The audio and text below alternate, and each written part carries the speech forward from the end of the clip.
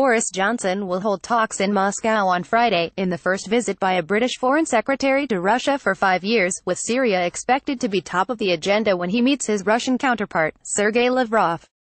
Neither side expects any major breakthrough in the strained bilateral relationship, which has not been repaired since the murder of Alexander Litvinenko in London in 2006. Relations have been further impaired in recent years by Russia's annexation of Crimea in 2014 and allegations of Russian meddling in the politics of Western nations.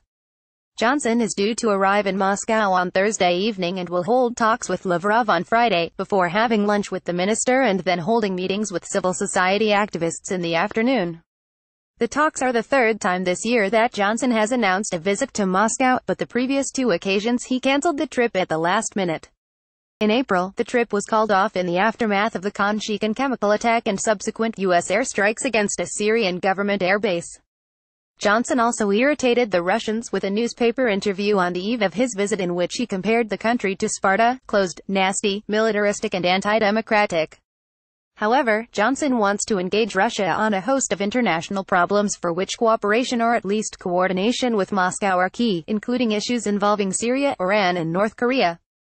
The Foreign Secretary is hoping to probe Russia regarding its plans for a Syrian National Dialogue Congress in Sochi in February, the conference's relationship with the UN process, and the Russian view of the endgame in Syria. After declaring their military intervention in Syria victory earlier this month, the Russians are keen to play the leading role in defining the peace, while Western nations want to make sure Russia's efforts do not undermine the UN process. Johnson's objectives are likely to include probing the possibility of leveraging Russia away from Iran over the future of Syria. Iran is determined to maintain a militia force within Syria, but needs the support of Damascus and Russia to do so. On the broader issue of Russia's efforts to use hybrid warfare to spread ambiguity and doubt inside Western democracies, Johnson does not plan to back down from Prime Minister Theresa May's recent warning to Russia to stop weaponizing information. Such discussions are likely to be met with a frosty response, as Russia has denied all allegations of cyber armies or other forms of meddling. May raised the stakes with Moscow last month, when she claimed in a set-piece foreign policy speech that the UK knew what Russia was doing, and accused Moscow of deploying its state-run media organizations to plant fake stories and photoshopped images in an attempt to sow discord in the West and undermine our institutions.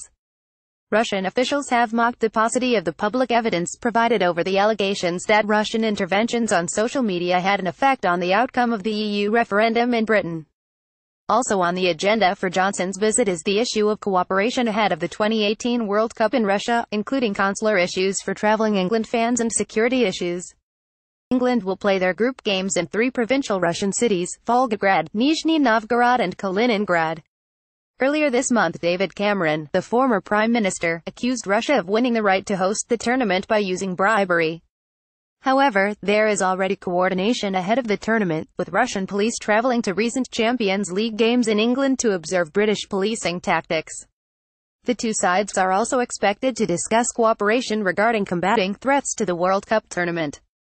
The Russians have welcomed Johnson's visit but remain wary of the Foreign Secretary following the cancellation of his 2 prior scheduled trips, and have warned they will not allow London to cherry-pick the topics of discussion. Picking and choosing dialogue on issues of interest for Britain, as British officials have been saying in their public statements, is inadequate and of little added value to us, said Maria Zakharova, spokeswoman for the Russian Foreign Ministry. Zakharova said the visit would be pointless if it was not accompanied by real steps aimed at improving bilateral relations.